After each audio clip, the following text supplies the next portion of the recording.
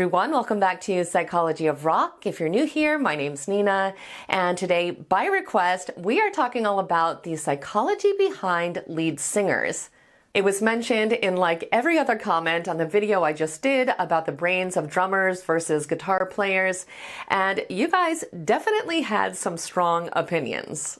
I think as a general rule, we tend to either absolutely love them and see them as almost above human, or we are incredibly critical of them. In our mind, they're either brilliant, charismatic, creative geniuses, or just attention-seeking, pretentious, and egotistical. And I'm not saying that these extremes don't apply in a lot of cases, but I think psychologically what's underneath these stereotypes is a lot more interesting and a lot more nuanced than that. And what drives their behavior, whether we see it as good or bad, is extremely understandable.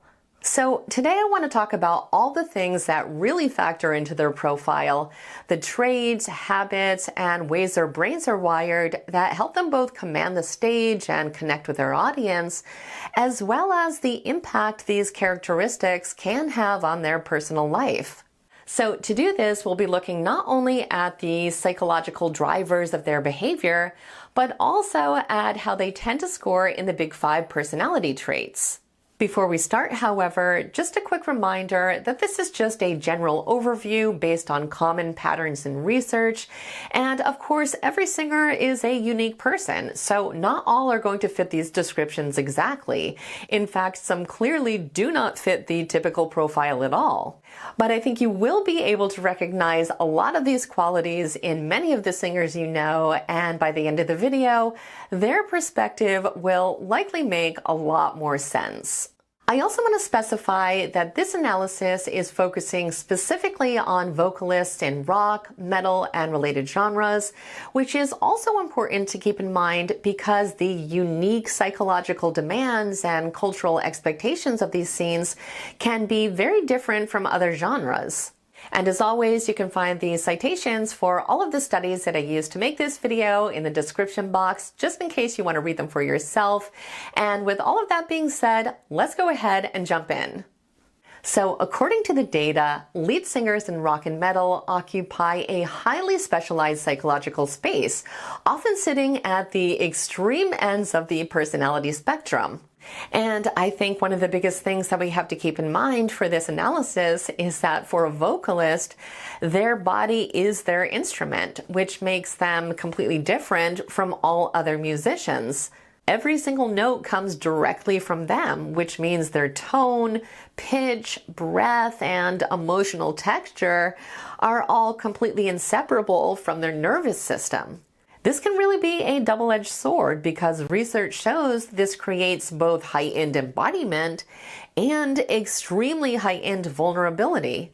So obviously, both praise and criticism are going to feel a lot more personal because there's nothing physical to blame or to hide behind when things go wrong, which has clear psychological implications. But when we examine what actually makes someone great in this role, the answer is largely found in their underlying personality configuration. In fact, when we look at their Big Five profile, a very consistent blueprint starts to emerge. And since one of the most frequent questions I was asked was related to their ego, I want to point out right away that the research did not show that lead singers are inherently egotistical. But they do tend to score higher in traits associated with social dominance, assertiveness, and a desire for visibility, which can sometimes be interpreted as ego, even when that's not the case. But let's go ahead and look at the full profile. So to start, singers typically score remarkably high in extraversion and openness to experience, which can manifest as a natural gift for stage command and a deep-seated drive for both sensory stimulation and creative exploration. Another defining characteristic is a significantly heightened level of emotional reactivity, which often does correlate with high scores in neuroticism, but can also translate into profound emotional depth, artistic sensitivity, and an unusual ability to tap into feelings that resonate intensely with an audience. Now, interestingly, while many vocalists actually score pretty high in agreeableness, those in rock and metal often trend lower than their peers in other genres. Studies show that they tend to prioritize artistic conviction and challenge over social harmony and value the raw impact of their message over always appearing congenial to other people. This specific combination, high social energy, aesthetic openness, and a streak of nonconformity, is exactly what allows them to bridge the gap between an aggressive stage show and a resonant personal connection. Now, as far as conscientiousness goes, they tend to display something that I'm going to call selective discipline. While they often score lower on facets like dutifulness and orderliness, and they might resist things like rigid schedules or trying to adhere to social norms they don't believe in, they also score extremely high in facets like achievement striving. So because of this, they may end up doing things like completely ignoring the logistical priorities of band members while still being meticulously methodical about things like rehearsals, songwriting, or any personal rituals they deem essential to their performance. But even beyond these data points, this profile also translates into very unique behavioral tendencies. For example, singers are typically very high in expressive drive. They feel an enormous pull to externalize their inner states rather than try to contain them.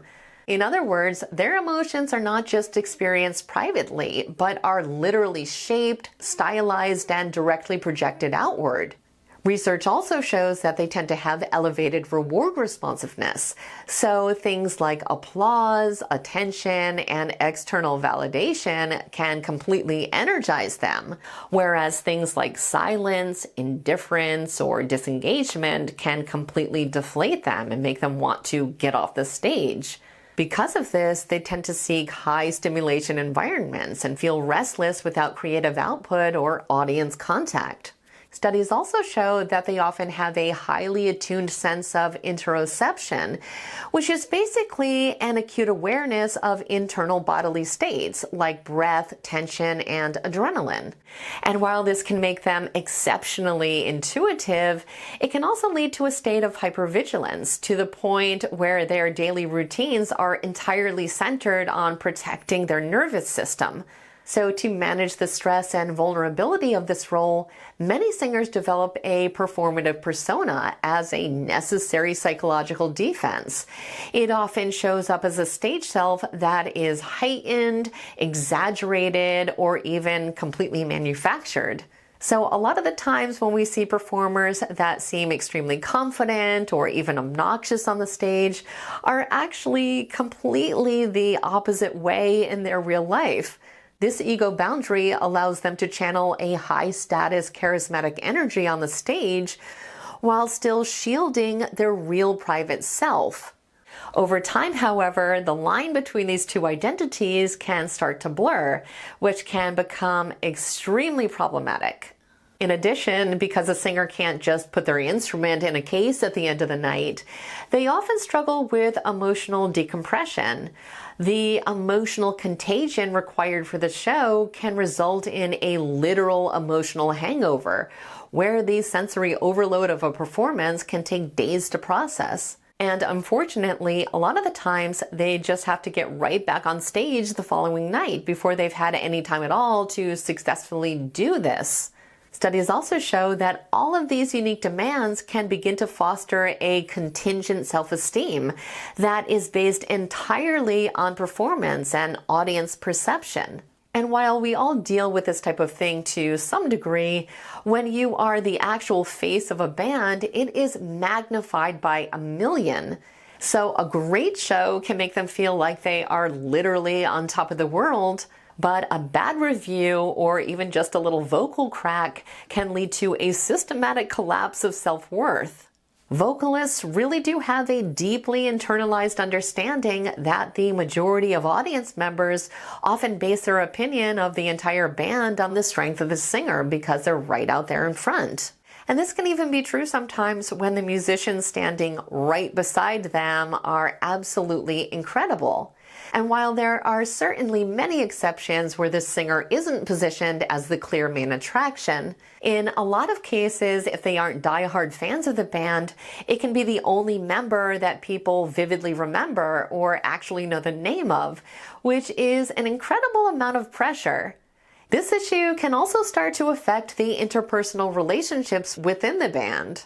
Because the singer is usually the one that directly embodies the band's emotional narrative, they can be extremely protective over things like lyrical choices and public image, which can, of course, lead to a lot of disagreements with bandmates when they have differing opinions. It can become seriously complicated because psychologically, their identity really does become fused with the band. So understandably, it can be incredibly agonizing for them when their expressive vision cannot be carried out in the exact way that they want. It can further distress them because, as studies show, they tend to highly value authenticity, or at least the appearance of it. So congruence between inner feelings and outward expression genuinely matters to them. If we think about it, we can see that even highly theatrical singers often frame what they do as emotionally real. We also know that they tend to really value impact. So, of course, they want what they're trying to convey to actually land. That's why they can get so preoccupied with whether the audience understood, felt, or absorbed their intended message. And motivationally, they're often most driven by the desire to translate their inner complexity into shared experiences with their audience. This can be tricky because beyond just wanting to be seen, they have a deep desire to actually be understood, which doesn't always happen, especially when part of what they are portraying is actually their persona. But let's move on to strengths and weaknesses. So studies show that their common strengths include emotional range, charisma, verbal and nonverbal expressiveness, resilience under observation, and the ability to unify a group through their art.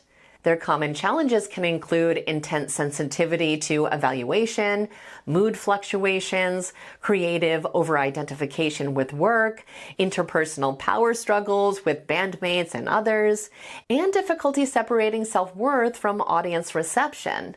It was also noted that many struggle with things like boundary setting, overstimulation, and cycles of high output followed by depletion.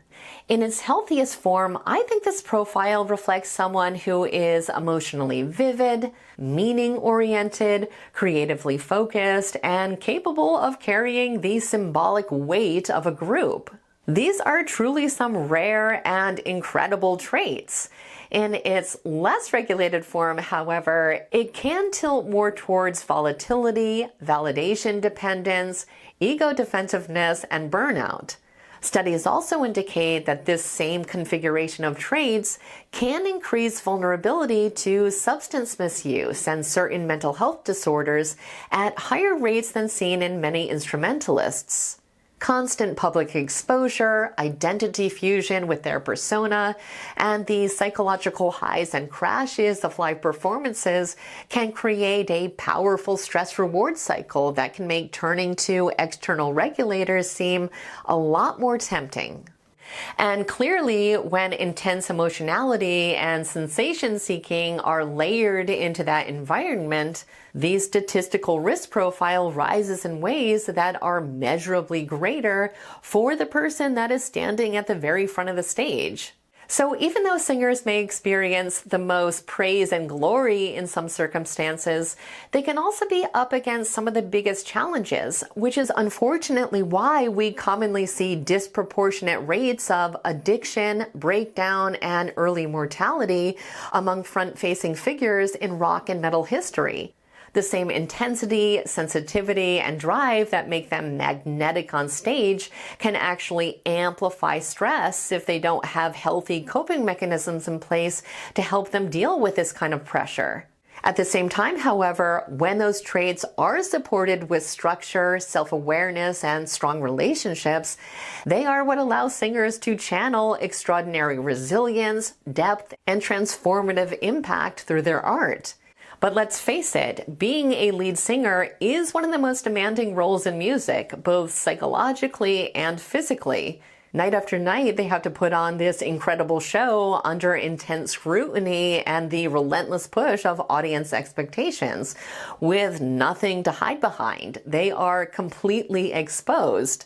Yet it is exactly these pressures that highlight how remarkable they really are, because somehow they find a way to do it. And when they do, their voice and their presence can completely change our lives. Can they be dramatic or over the top sometimes? Absolutely, but that is part of what makes them amazing and unforgettable. But that is the analysis. I hope you enjoyed it, and I would love to hear if you agree with it or if there is anything you'd like to add. I'd also love to know who your favorite singers are, so definitely let me know in the comments. Thank you so much for watching, and I will see you in the next video.